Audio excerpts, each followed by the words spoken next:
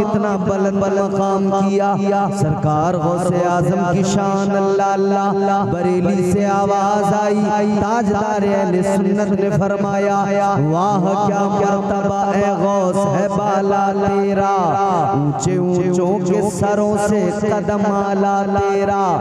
क्या तबे जिसके हिमायत का हो पंजा तेरा, शेर को खतरे में लाला नहीं कुत्ता तेरा।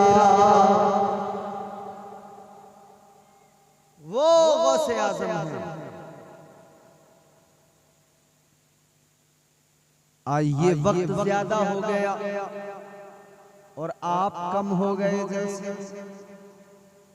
तो अब ऐसे हालात में जल्दी जल्दी आप तक कुछ बातें पहुंचानी मुझे जरूरी हो जाती है कि काम भी मेरा भी हो जाए और आपका भी हो जाए। कौन गौसे आजम, जरा जहन करीब करो। वो गौसे आजम हमारे अकाबिर हमारे असलाफ फरमाते हैं कि ज़ाते सरकार गौसे आजम क्या शान फरमाते हैं। हुजूर गौसे आजम मजहरे कमालात मुस्तफा है। इस जुमले को आप बिल्कुल अपने दिमाग में, दिल में महफूज करें। मजहरे कमालात मुस्तफा गौसे आजम की जात है। अजीज़ाने गिरामीउल कद्र, आप एक तरफ अपने आका व मौला ताजदारे मदीना मुस्तफा जाने रहमत की जिंदगी पे नजर डाले। मदीने वाले मुस्तफा की जिंदगी को सामने रखें। फिर दूसरी जानिब सरकार गौसे आजम पीराने पीर की जिंदगी पे नजर डाले। खुदा की कसम, मेरे आका की जिंदगी जिन चीजों से सजी हुई है, गौसे आजम ने भी अपनी जिंदगी को उन्हीं चीजों से सजाया है। और अल्लाह ताला ने भी फजल फरमाया है। जो रुतबा अपने महबूब को अंबिया में अता फरमाया, बस समझो औलिया में वही मकाम व मर्तबा गौसे आजम को अता फरमाया। आओ जरा देखो, तुम्हारे मेरे आका इमामुल अंबिया ताजदारे मदीना पैदा हुए मक्का शरीफ में। अभी 11वीं शरीफ है ये, इससे पहले 12वीं का महीना गुजरा। अभी हमने आका की अजमत के कसीदे पढ़े, आका की अजमत के तराने गुनगुनाए। लब्बैक या रसूल अल्लाह की सदाएं बुलंद हुई। सरकार की आमद मरहबा के नारे लगाए हैं। आका का मीलाद मनाया है। 12वीं वाले का भी हमने खूब जश्न मनाया। अपने आका की विलादत का खूब हमने जिक्र किया, करते ही रहेंगे।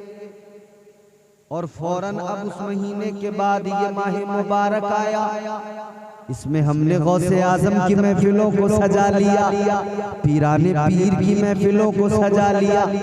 आओ जरा देखो, मेरे मुस्तफा का मीलाद सामने नजरों में रखो। ताजदारे मदीना दुनिया में तशरीफ लाए, तुम्हारे मेरे आका दुनिया में तशरीफ लाए।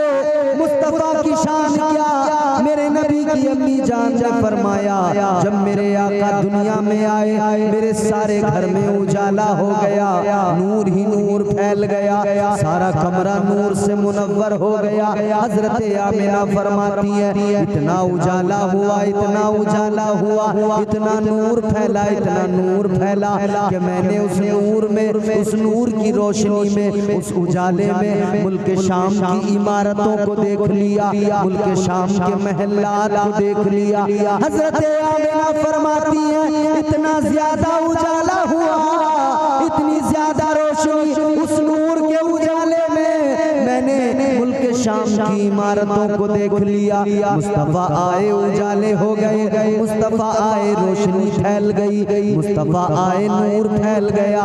ये मेरे आका की आमद है। अब जरा आगे बढ़ो, अब मैं तुम्हें लेके चलता हूँ शहर जीलान। अल्लाहु अकबर कबीरा।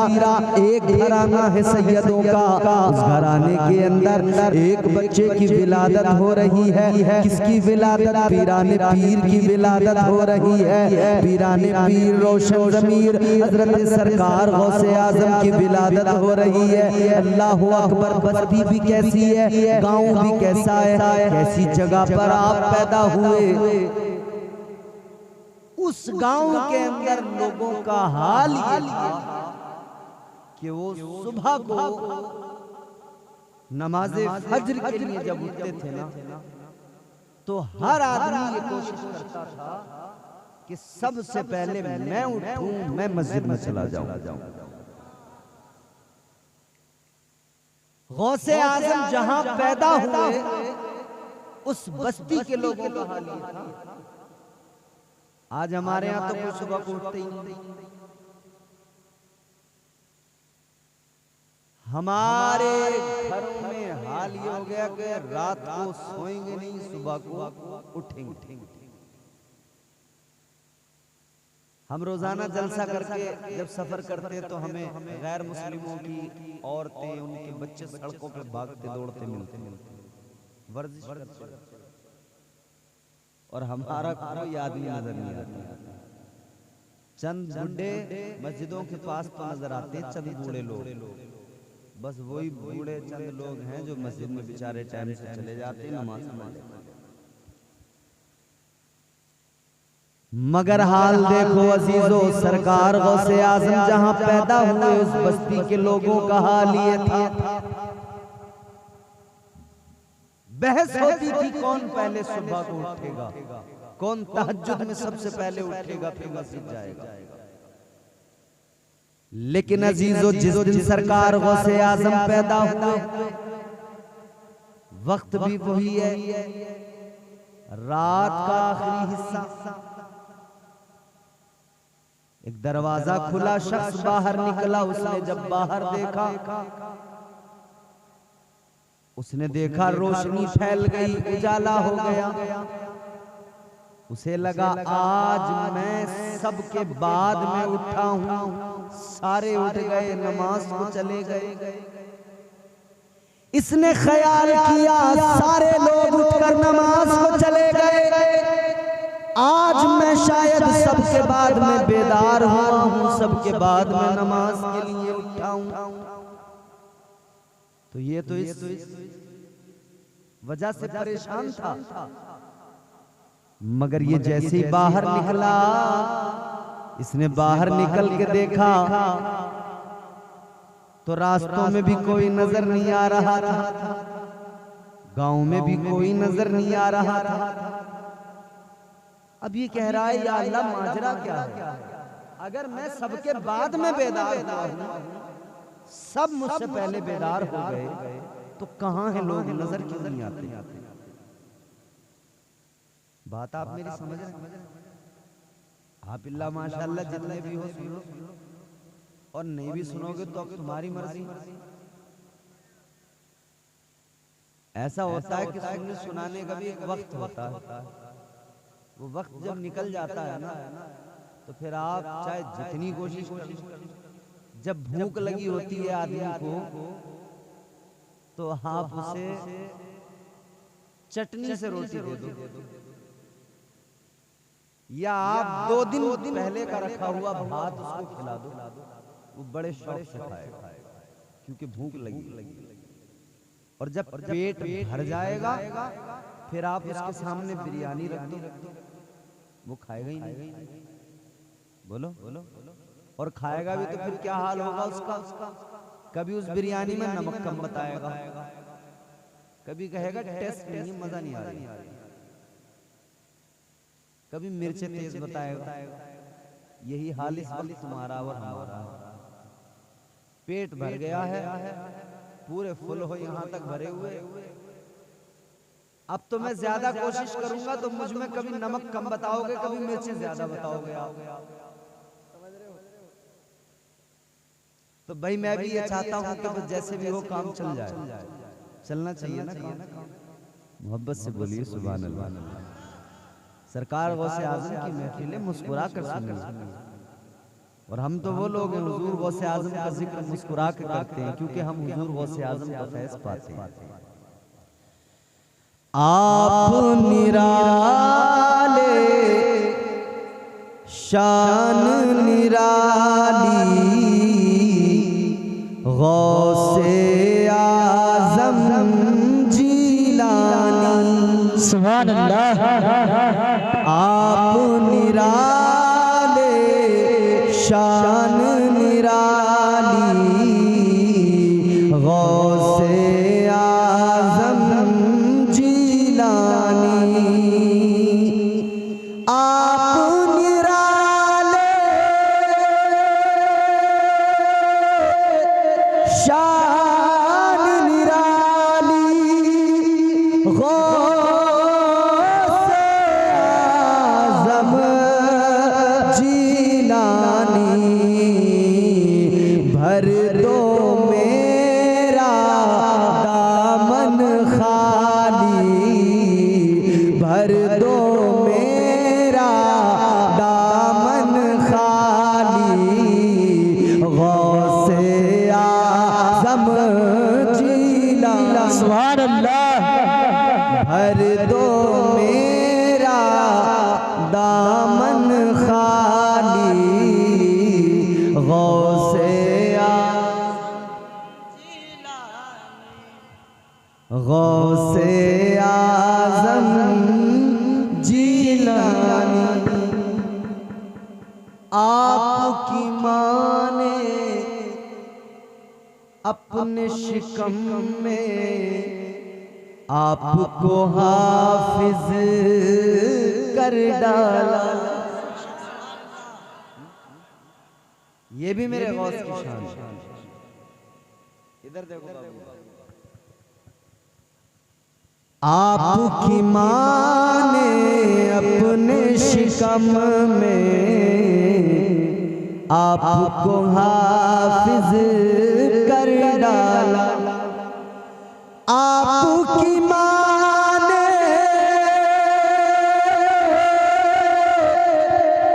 अपने शिकम में आपको हाफिज कर डाला। आपकी माँ भी अल्लाह वाली गौसे आजम जीलानी। आपकी माँ भी अल्लाह वाली गौसे आजम। वो गौसे आजम सरकार पैदा हो रहे हैं, विलादत का मंजर बयान करूं। ये सबसे पहले उठने वाला आदमी समझता है मैं सबसे बाद में उठाऊं, लेकिन बाहर देखता है कोई नजर नहीं आ रहा, लेकिन उजाला इतना है इसे लगता है कि नमाज तो कब की हो गई होगी। लेकिन अब एक और दरवाजा खुला, एक और शख्स निकला, उसने भी देखा इतना उजाला है, शायद दिन हो गया, लोगों ने नमाज पढ़ ली, मैं सबके बाद में उठा, लेकिन इसने एक और को देखा। एक एक करके लोग बेदार होते रहे और इस तजस्सुस में थे कि अगर हम लोग अब उठे हैं तो क्या सारे ही सारे पूरे बस्ती के लोग ही उठने में लेट हो गए, सब के सब देर में उठे आज। तो फिर इन्होंने कहा कि भाई अगर हम सब लोग देर में उठे हैं, दिन फैल गया है, तो पहले वक्त का ही अंदाजा करो कि वक्त हुआ कितना, नमाज का वक्त निकल गया या रह गया, क्या हालात। ताजदार मदीना वाली कायनात मुस्तफा जाने रहमत के प्यारे दीवानों, अब इन लोगों ने देखा वक्त को, जब चाचा तो पता लगा अभी तो नमाज का वक्त भी नहीं हुआ है। कहने लगे अगर नमाज का वक्त नहीं हुआ तो इतना उजाला कैसे आज। अगर नमाज का वक्त नहीं हुआ तो इतना उजाला कैसे हो गया, इतना उजाला कैसे फैल गया। यूं लगता है जैसे दिन चढ़ गया है, जैसे दिन पूरी तरह से निकल आया है, मगर हैरान है अभी तो नमाज का भी वक्त नहीं हुआ। इन्होंने कहा जरा ये तो महसूस करो, ये उजाला किस तरफ से आ रहा है, ये रोशनी किस तरफ से आ रही है, ये नूर किस तरफ से निकल रहा है। गौर करते हुए आगे बढ़े, जब ये देखते हुए आगे बढ़े कि ये नूर कहाँ से फैल रहा है, ये उजाला किस तरफ से हो रहा है। अजीज़ाने किरामिल क़द्र गौर करो, जब ये उस नूर को देखते देखते आगे बढ़े कि उजाला किस तरफ से आ रहा है, तो ये पहुंच गए सरकार गौसे आज़म के मकान पर पहुंच गए। आपके मकान पर जाकर देखा, अब इन्होंने देख लिया इस मकान से उजाला निकल रहा है, इस मकान से ये रोशनी निकल रही है, इस मकान से ये नूर फैल रहा है। अब इन्होंने दरवाजे पे दस्तक दी, अंदर से कनीज निकल के आई। इन्होंने मालूम किया, ए कनीज ये बता, इस घर से इतना उजाला जो निकल रहा है क्या मामला है, क्या मसाला है, ये घर किसका है। उस कनीज ने बताया, ए लोगों, ये घर सैयदों का घर है, ये घर हजरत मूसा जंगी दोस्त का घर है। कहने लगी सुनो सुनो, वजह ये है इस घर से जो उजाला निकल रहा है, इस घर से जो नूर फैल रहा है, इस घर के अंदर एक बच्चा पैदा हुआ है। उस बच्चे की शान ये है, वो बच्चा दुनिया में आया है, हर तरफ उजाले हो गए हैं।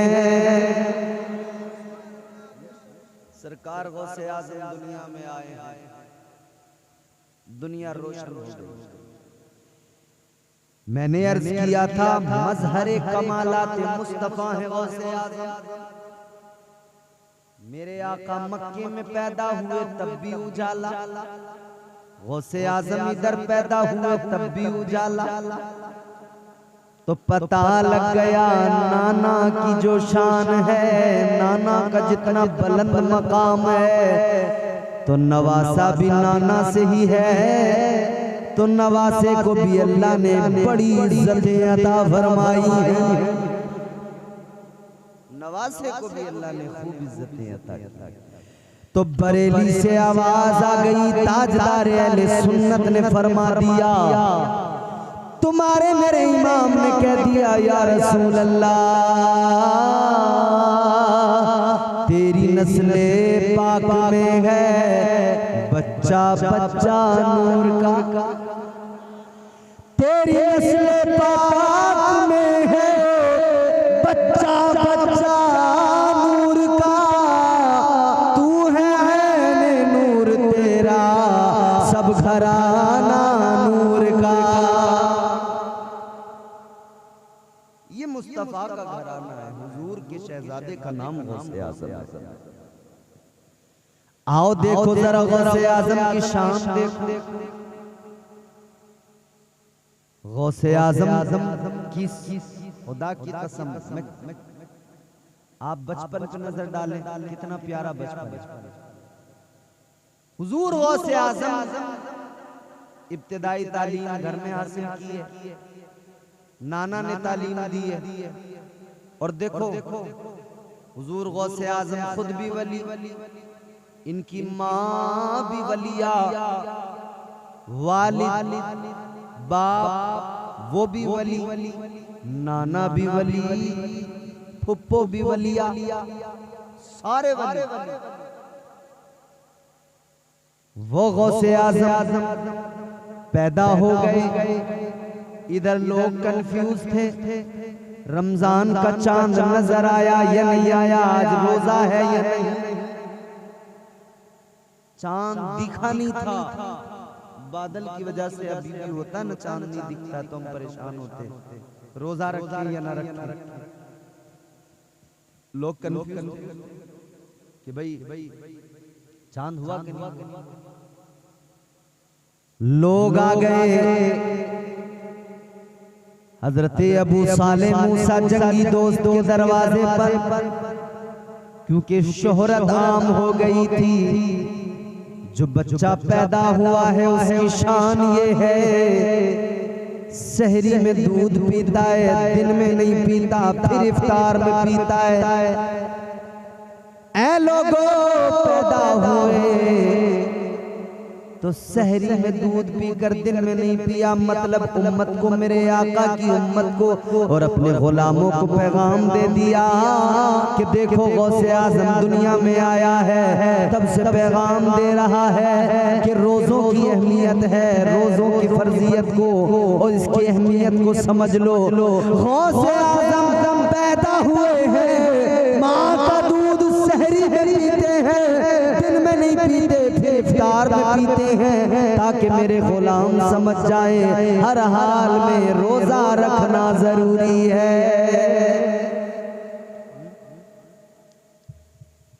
अच्छा, तालीम हासिल की शुरुआती, उसके बाद में फिर कहने लगे अम्मा मुझे बाहर जाना पढ़ने।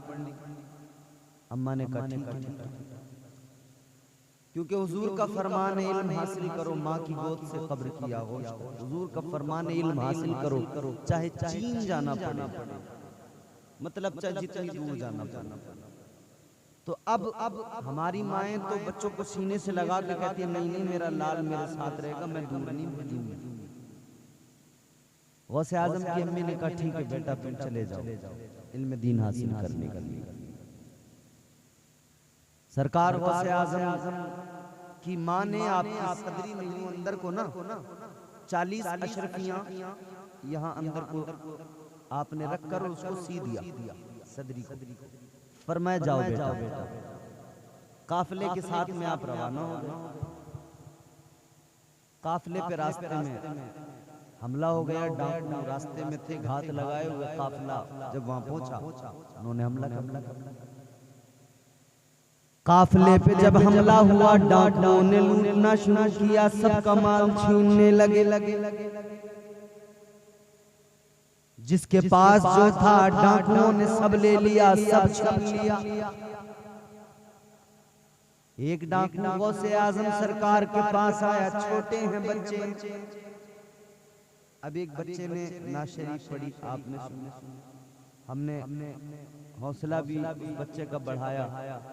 उस बच्चे के माँ बाप को मुबारकबाद भी है मेरी तरफ से, और एक गुजारिश भी है। मुबारकबाद इसलिए कि आपने अपने बच्चे को शुरू से ही दुनिया के गाने और दुनिया की तमाम फाश बातों से बचाकर हुजूर की नात पढ़ने वाला बना दिया, इसलिए मुबारकबाद है। और सजेशन मेरी तरफ से ये है, मशवरा मेरा ये है कि बच्चे को जरा स्टेज से अभी दूर ही रखना, क्योंकि अभी ये इसकी उम्र छोटी है।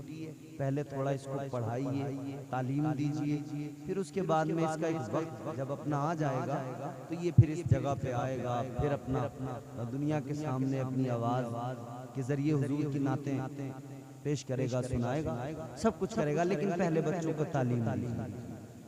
बहुत अच्छा लगा मुझे, अल्लाह ताला उस बच्चे की उम्र को खैर आफियत से दराज करे।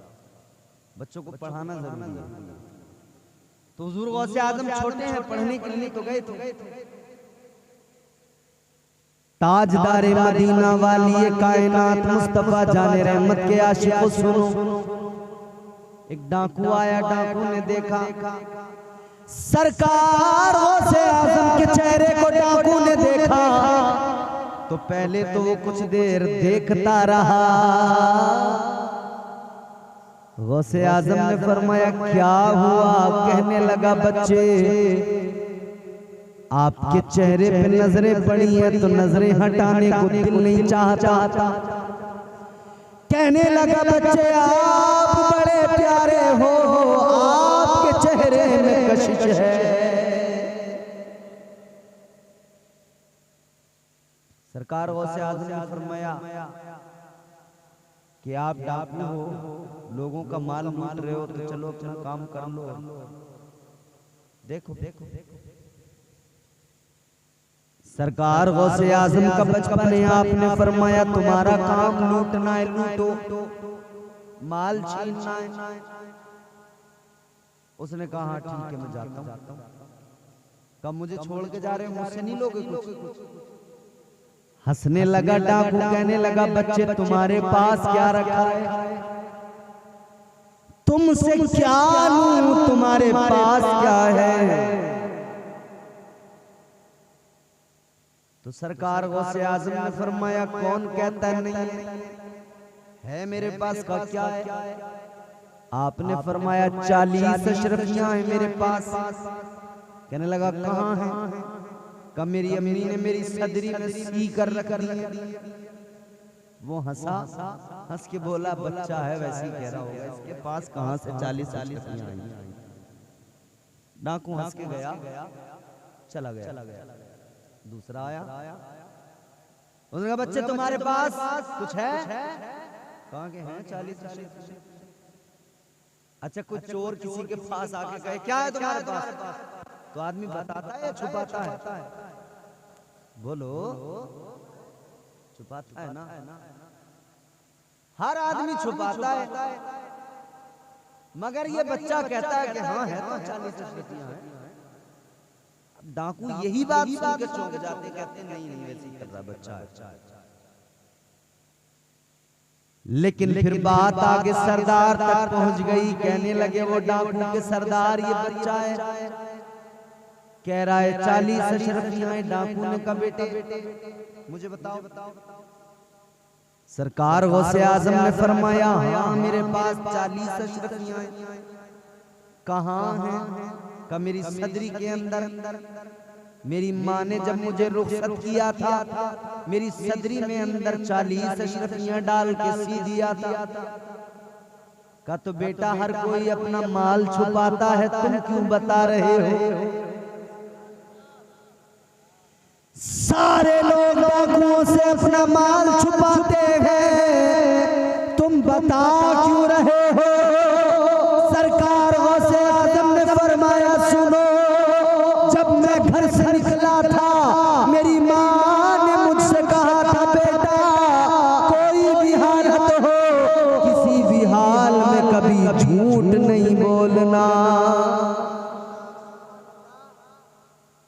आजकल तो हमारे यहाँ अल्लाह रहम करे सुबह को जैसे कोई झूठ की गाड़ी आके उतरती हो और लोग उसमें से पूरे दिन बस उसको जो है तकसीम कर रहे हैं, बांट रहे हैं। इतना झूठ बोल रहे हैं, इतना बोल रहे हैं, पूछो मत। अल्लाह रहम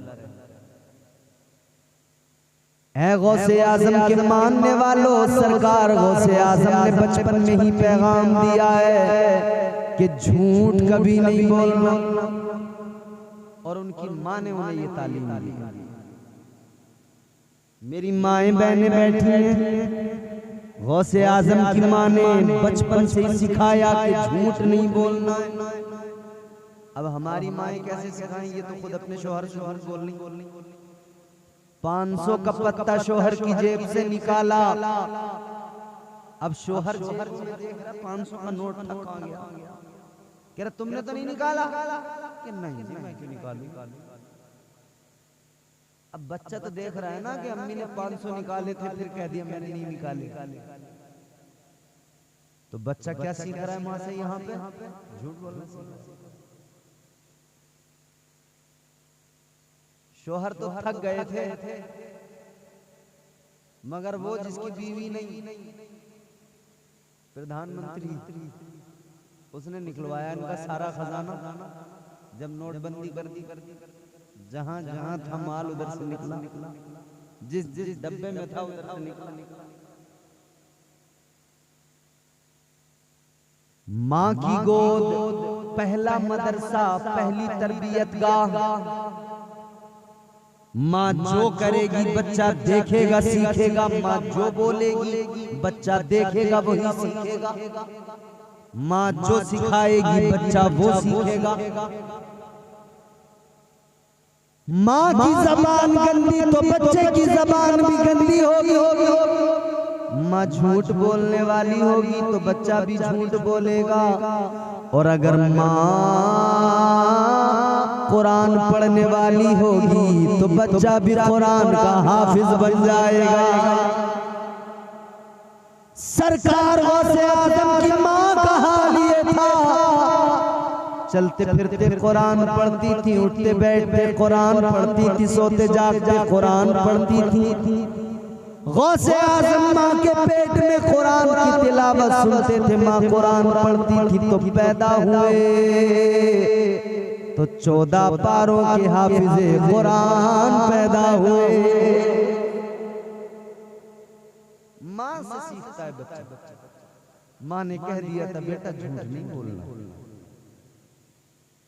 सरकार गौसे आजम ने बरजस्ता फरमा दिया कि मेरी माँ ने कहा था झूठ नहीं बोलना। डाकुओं के सरदार ने इतना सुना तो आंखों में आंसू आ गए। उसने कहा जरा देखो तो सही सदरी में वाकई है भी है। जब सदरी को फाड़ के देखा गया तो वाकई उसके अंदर 40 अशरफियां रखी। डाकुओं का सरदार आंखों में आंसू आ गए। कहने लगा इतनी उम्र हो गई डाका डालते हुए, लोगों का माल लूटते हुए, लेकिन आज इस छोटे से बच्चे ने मुझे सिखा दिया कि इंसान कैसा होना चाहिए। दिल बदल गया डाकुओं के सरदार का, दिल की दुनिया ज़ेरो ज़बर हो गई। कहने लगा ए अब्दुल कादिर सुनो, आपने मेरे दिल की दुनिया को बदल दिया। मैं आज से अभी से तौबा करता हूँ, आइंदा कभी कोई चोरी नहीं करूँगा, कोई डाका नहीं डालूंगा, बल्कि हमेशा अपने परवरदिगार को राजी करके राजी बरज़ा रहूंगा। तौबा करनी। तो इसके जो साथी थे जितने डाकू थे वो भी कहने लगे सरदार डाका डाला तेरे साथ, चोरी की तो तेरे साथ, जब तेरे साथ हम रहे डाका डालने में, तेरे पीछे पीछे रहे, तू सरदार था, तो तौबा करने में भी तेरे पीछे पीछे ही रहेंगे, तू ही सरदार रहेगा। ऐ सरदार अगर तूने तौबा कर ली है तो सुन ले, हम भी तेरे पीछे पीछे आएंगे, हम भी आज से तौबा करते हैं, अब कभी डाका नहीं डालेंगे। सबने तौबा कर ली, लूटा हुआ सारा माल वापस कर दिया। गौसे आजम ने बचपन में भी अपने बचपन के अंदर डाकुओं को तौबा करवा के सच बोल के सच की पावर बता दी, सच की ताकत दुनिया के सामने रख दी। आज कारोबार करने वाला कहता है अगर झूठ नहीं बोलूंगा तो कैसे कारोबार कर पाऊंगा। हमारे यहाँ लोग कह रहे हैं कि अगर झूठ नहीं बोलेंगे तो काम कैसे चलेगा। अच्छा, तो पहले लोगों ने कारोबार नहीं किया। इमाम साहब किबला, आपके इमाम साहब बड़े मुखलिस से मेहनती आदमी, और मौलाना नूरुल इस्लाम साहब शायद चले गए। आज हम लोग कहते हैं, उनसे कहा जाए झूठ मत बोल, कह रहे साहब कुछ काम ऐसे हैं कि जहाँ झूठ बोलनी पड़ता। क्यों? बोले कारोबार कैसे चलेगा अगर झूठ नहीं बोलेंगे। भाई कारोबार खूब चलेगा, तू झूठ बोलना बंद तो कर। तूने अपना ज़हन वैसा बना लिया, तूने अपनी मेंटलिटी वैसी बना ली, अपने आप को वैसे ही तूने बस सोच लिया कि अगर झूठ नहीं बोलूंगा तो काम ही नहीं चलेगा, सब कुछ काम चलेगा। तू झूठ बोलना। झूठ से परहेज करो। सरकार गौसे आजम ने बचपन से यही सिखाया। अब 11वीं भी करता हो, गुलाम भी हो गौसे आजम का, और झूठ भी बोलता हो, ये तो उसके लिए बड़े शर्म की बात है। याद रखो गौसे आजम के दीवानों, आज गौसे आजम का जलसा सजाया है, ये अहद लेके उठो, ये इरादा मजबूत करके उठो कि अब कभी झूठ नहीं बोलेंगे। कहो इंशाअल्लाह अब कभी झूठ नहीं बोलेंगे। झूठ से परहेज किया। सरकार गौसे आजम की पूरी जिंदगी देखो, आप की जिंदगी में सिर्फ ये नहीं कि करामतें हैं, आपने तालीम दी है अपने गुलामों को, तालीम दी है। एक बात और बता के और फिर बात को खत्म कर देते हैं, वक्त भी अच्छा खासा हो गया है।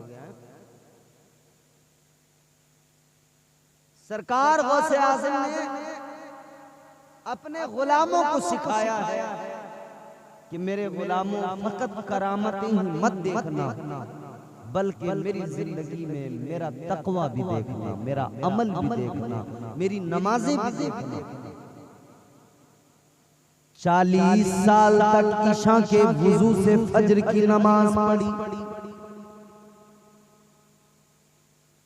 40 साल तक ये मामूल रहा। रात को कुरान की तिलावत करना शुरू करते तो फजर के वक्त तक कुरान मुकम्मल कर लिया करते। आप रात भर कुरान की तिलावत करते और गौसे आजम का अपने आप को गुलाम बताने वाला रात भर मोबाइल में फिल्में देखता है ना शर्म की बात।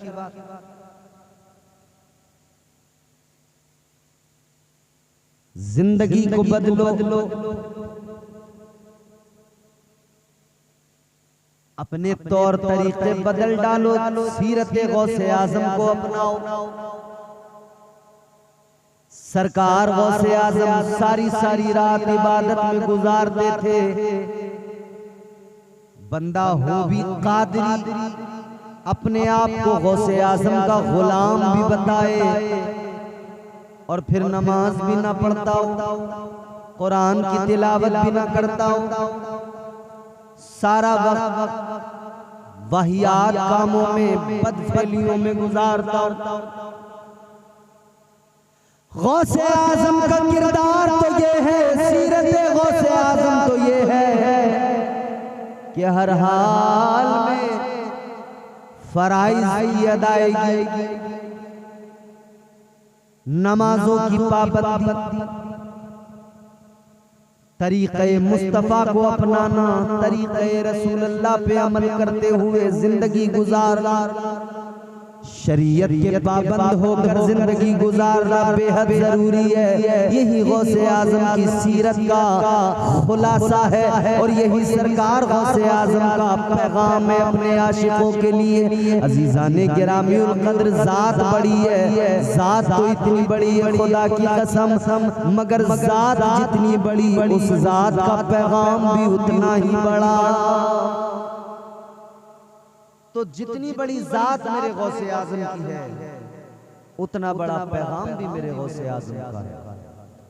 आओ जल्दी से आखिरी बात सुनाकर बात को खत्म करता हूं। सरकार गौसे आजम की शान सुन लो। एक बहुत बड़ा नाम मैं आपको बता रहा हूं, हजरत तवक्कुल शाह अंबालवी रहमतुल्लाह अलैह, अंबाला के रहने वाले, बहुत बड़े वली गुजरे। अंबाला जो पंजाब में है, वहां के उस सरजमीन से एक बहुत बड़े वली हुए हजरत तवक्कुल शाह अंबालवी रहमतुल्लाह अलैह। उन्होंने नकल किया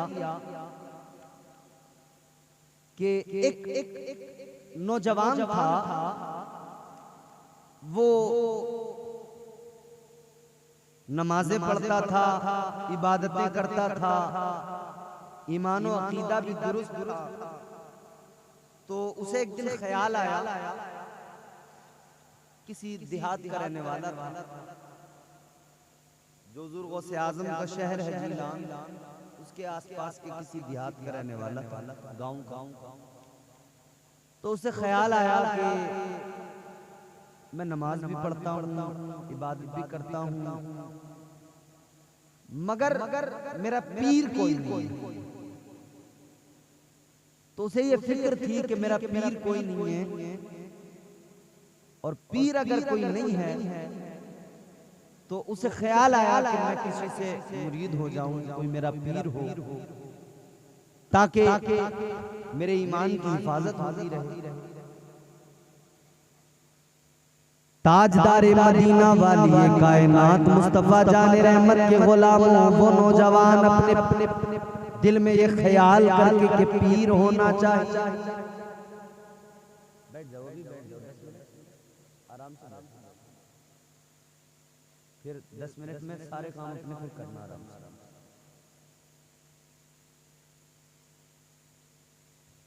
उसे ख्याल आया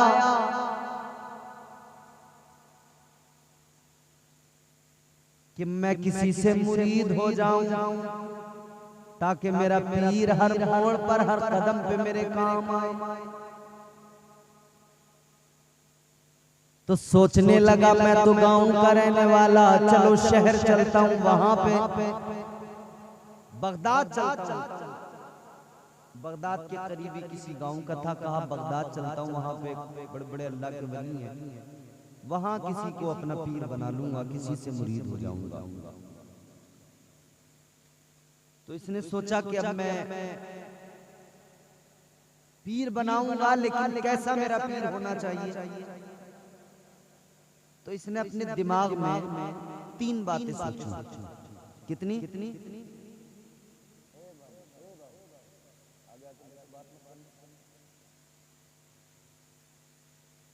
3 बातें सोची इमाम साहब कि मेरा पीर कैसा होना चाहिए।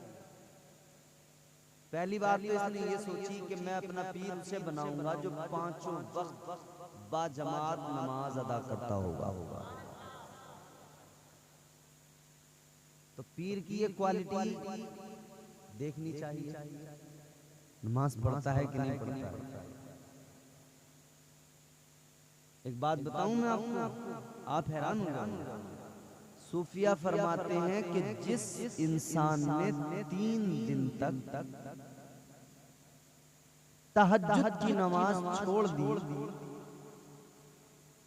सूफिया फरमाते हैं कि जिस वली ने 3 दिन तक तहज्जुद की नमाज छोड़ दी, वो मनसबे विलायत से नीचे आ जाता है। तुम किसे वली मानते हो, तुम तय कर रहे हो, मैं नहीं बता के जाऊंगा कि तुम वली किसे मानते हो। सूफिया फरमाते हैं 3 रोज तक अगर किसी ने तहज्जुद की नमाज छोड़ दी, मनसबे विलायत से नीचे आ गया। बगैर नमाज के विलायत का तसव्वुर भाई मुमकिन ही नहीं, सवाल ही पैदा नहीं होता। तो पीर बनाते हुए ये देखें कि मेरा पीर नमाजी है या नहीं। अगर पीर नमाजी नहीं तो पीर हो ही नहीं सकता, पैर है। तो इसने ख्याल किया कि पहली बात तो ये कि मैं उसको अपना पीर बनाऊंगा जो नमाजी होगा। दूसरी बात इसने ये ख्याल कि पीर उसे बनाऊंगा जो अपने घर पे वुजू करके मस्जिद में नमाज पढ़ने जाता है, यानी मस्जिद का पानी भी अपने वुजू के लिए इस्तेमाल नहीं करता होगा, अपने घर से वुजू करके फिर मस्जिद में जाता होगा नमाज। और तीसरी बात इसने ख्याल की कि अगर घर से भी वुजू करके नहीं जाता होगा तो कम से कम ऐसा तो हो कि घर से अपने बर्तन में, अपने लोटे में पानी अपने घर से लेकर जाता हो, फिर मस्जिद में जाकर उससे वुजू कर लेता हो, वो आदमी मेरा पीर, उसको पीर बना। 3 बातें इसने ख्याल किया। गांव का रहने वाला था, देहाती था, चल पड़ा बगदाद शरीफ। इसने 3 बातें सोच ली थी पीर कैसा हो। जब ये बगदाद पहुंचा, एक आदमी से नजर आया, नमाज को जा रहा था।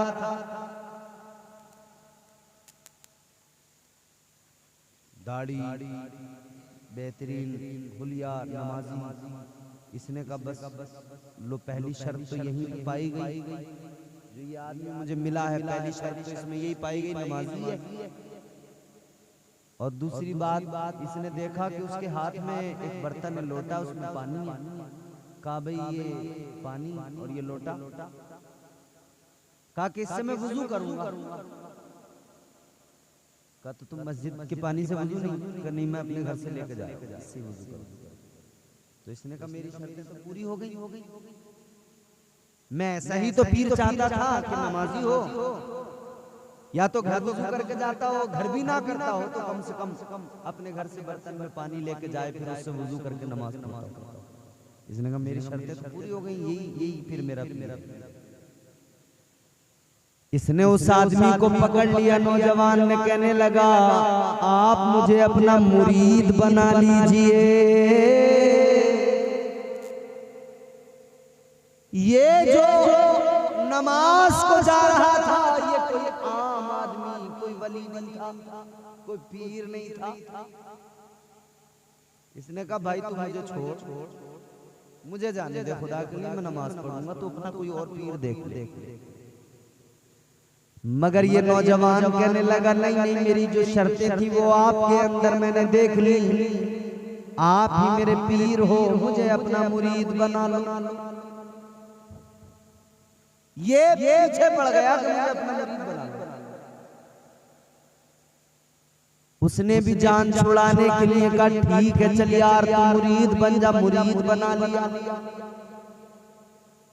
अब जब मुरीद बनाया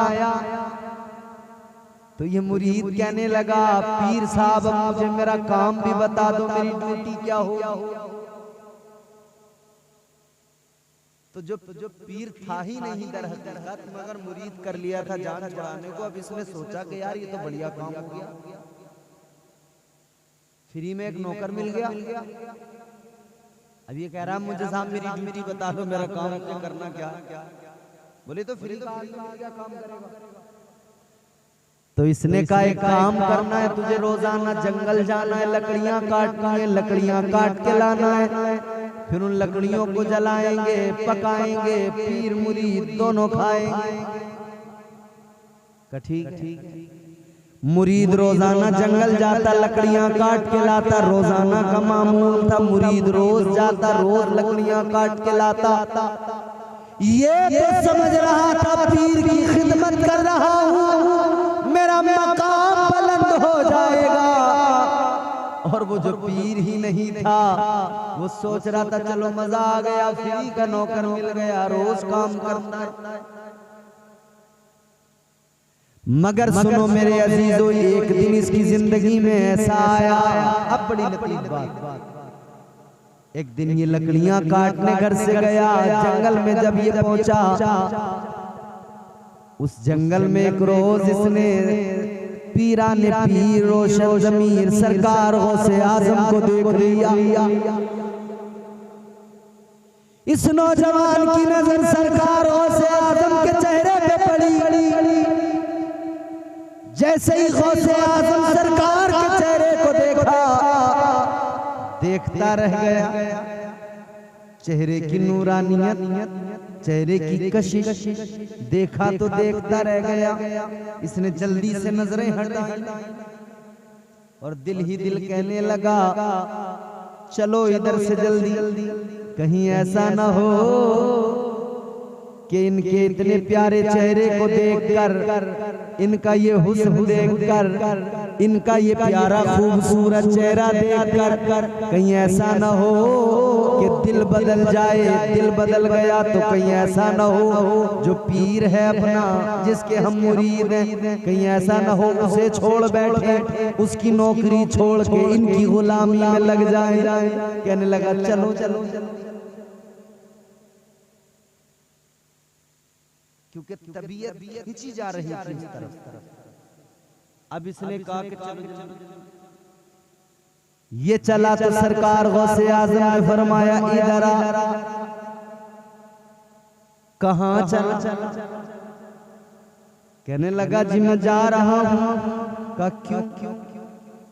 कहा आपके पास अगर आया, आपके पास अगर रहा तो मुझे डर है कि मैं आपकी गुलामी को इख्तियार कर लूंगा जो मेरा पीर है, कहीं ऐसा न हो मैं उसको छोड़ बैठूं।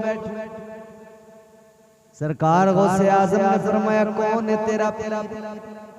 इसने बताया कि हुजूर वो फला, वो मेरा ताजदारे बगदाद सरकार गौसे आज़म ने मुराक़बा किया। आपने जब देखा तो आपने फरमाया जिसको तूने पीर माना है वो कोई वली नहीं है, कोई पीर नहीं है। कहने लगा हुजूर क्या फर्क पड़ता है, आपके लिए वो वली हो या ना हो, मगर मेरा तो पीर है। अच्छा मुरीद भी बड़ा पकड़ा। कहने लगा हुजूर आपके लिए वो वली है या नहीं, मगर मेरा तो पीर है।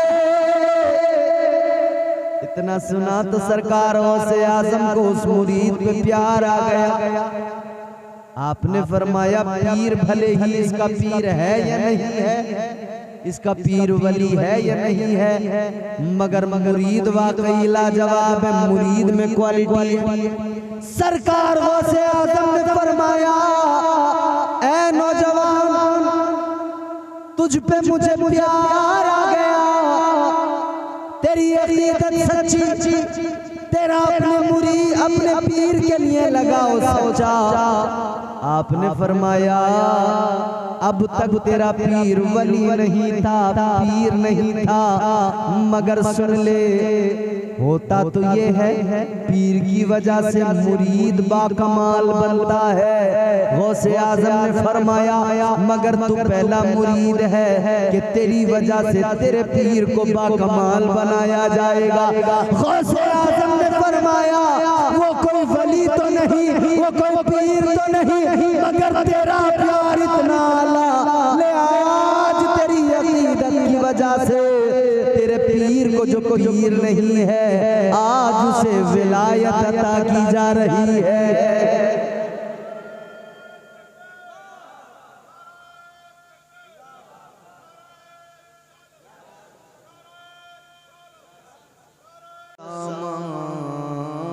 मददे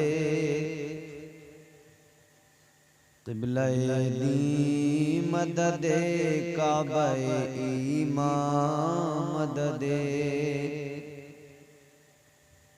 बगिरदा बेबला उस्ताद कश्ती मदद कुनिया मुईनुद्दीन चिश्ती क़ादिरियम नारे या गौसे आज़म मीज़नम दमज़े शेख अहमद रज़ा खां क़ुत्बे आलम मीज़नम। मैं तो मालिक ही कहूँगा कि हो मालिक के हबीब, यानी महबूब मुहिब में नहीं मेरा तेरा। तेरी सरकार में लाता है रज़ा उसको शफी, जो मेरा गौस है और लाडला बेटा तेरा। आइए हज़रात इंतहाई अदब एहतराम के साथ अपनी गुलामी का सबूत पेश करते हुए झूमकर पूरी ताकत के साथ बारगाह रिसालत वाले रिसालत में दुरूद पाक का हदिया पेश करें। पढ़ें अल्लाहुम्मा सल्ली अला सय्यिदिना व मौलाना मुहम्मद मुबारक वसल्लम सल्लल्लाहु अलैहि सलातु व सलाम अलैका या रसूलल्लाह सल्लल्लाहु तआला अलैहि व अला आलिहि वसल्लम। ये जश्न गौसुल वरा है।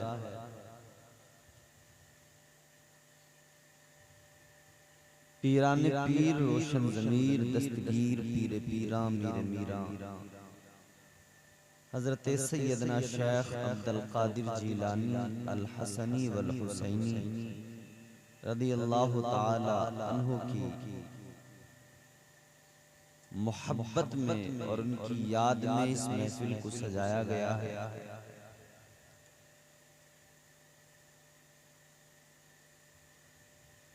अल्लाह ताला ने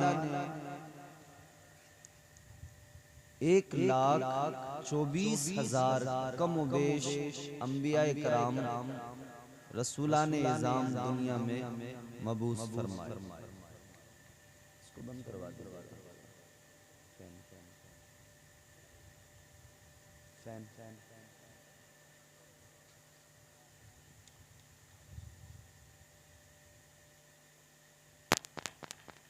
और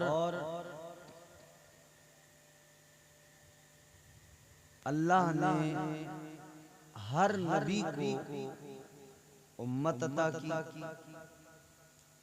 और हर उम्मत में अल्लाह ताला ने औलिया को पैदा फरमाया।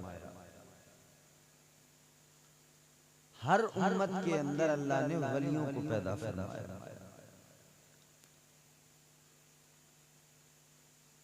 कुरान मजीद में अल्लाह ताला ने औलिया के मकाम और उनकी अजमत को मुख्तलिफ मकामात पर खूबसूरत अंदाज में बयान किया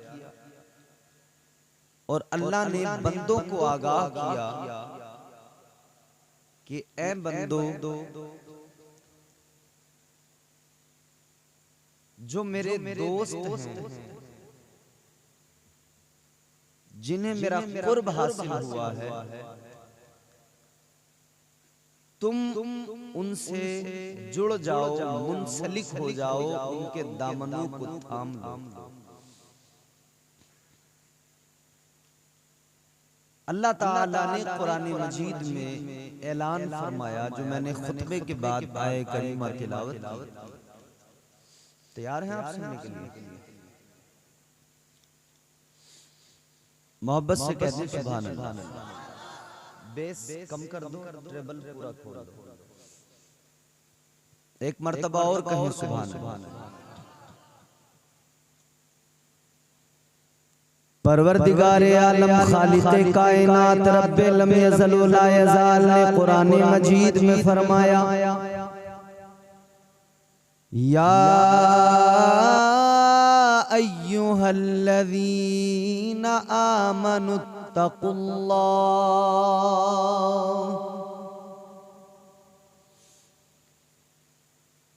इत्तकुल्लाह वकूनू मअस्सादिकीन।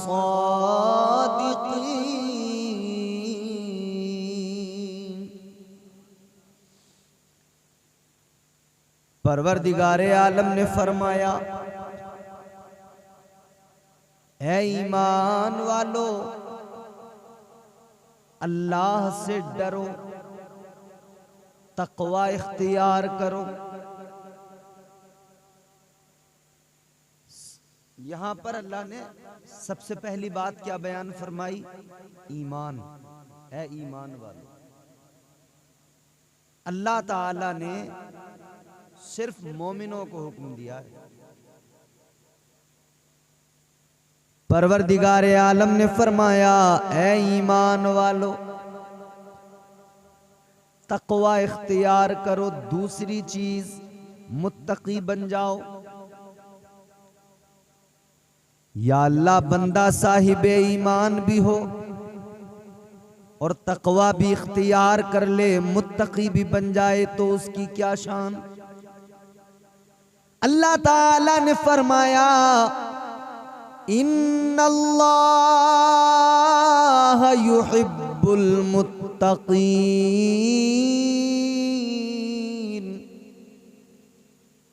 परवरदिगारे आलम का कुरान है। अल्लाह ने फरमाया अगर तुम ईमान के साथ तकवा इख्तियार करोगे तो तुम्हारा रब तुमसे मोहब्बत फरमाएगा।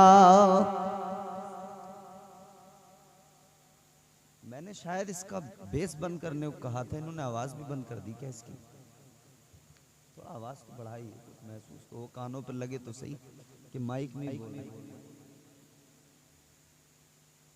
इन्नल्लाह युहिब्बुल मुत्तकीन फरमाया, फिर अल्लाह तुमसे मोहब्बत फरमाएगा। तो पहली चीज ईमान और दूसरी चीज तकवा। अजीजा ने गिरामी कद्र गौर फरमाइए, ईमान भी हो बंदे के पास में, वो तकवा शियार भी हो, साहिब ईमान भी हो और वो मुत्तकी भी हो, लेकिन फिर भी ये खौफ है कि शैतान उसे गुमराह करने की कोशिशें करेगा। शैतान बहकाने की मुकम्मल कोशिशें करेगा। तो ये ईमान जो उसके सीने में है, ये जो तकवा उसने इख्तियार किया है, ये सब कुछ छिन न जाए, बर्बाद ना हो जाए, इसके लिए अल्लाह के कुरान ने बेहतरीन रास्ता इरशाद किया। फरमाया कि अब तुम ईमानदार भी हो, साहिब ईमान भी हो, तुम तकवा शियार भी हो। अब जरूरी है कि तुम अपने ईमान और अपने अमल को बचाना चाहते हो, तो परवरदिगार ने फरमाया वकूनू मअस्सादिकीन,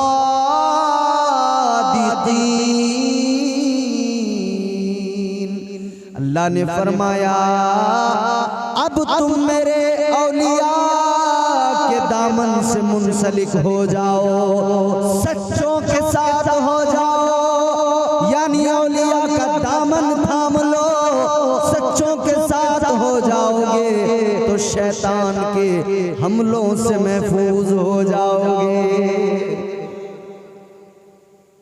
तो अब ये सच्चों की जो जमात है, औलिया की जमात, इस जमात के अंदर अल्लाह ताला ने जिनको चुना, जिन्हें अज़मतों का ताज अता किया, जिनका मकाम बुलंद किया, वो जिनका कदम मुबारक तमाम औलिया की गर्दनों पर है, वो जाते वाला पीराने पीर रोशन ज़मीर दस्तगीर सरकार गौसे आज़म की जात है। अल्लाह ताला ने कितना ऊंचा मकाम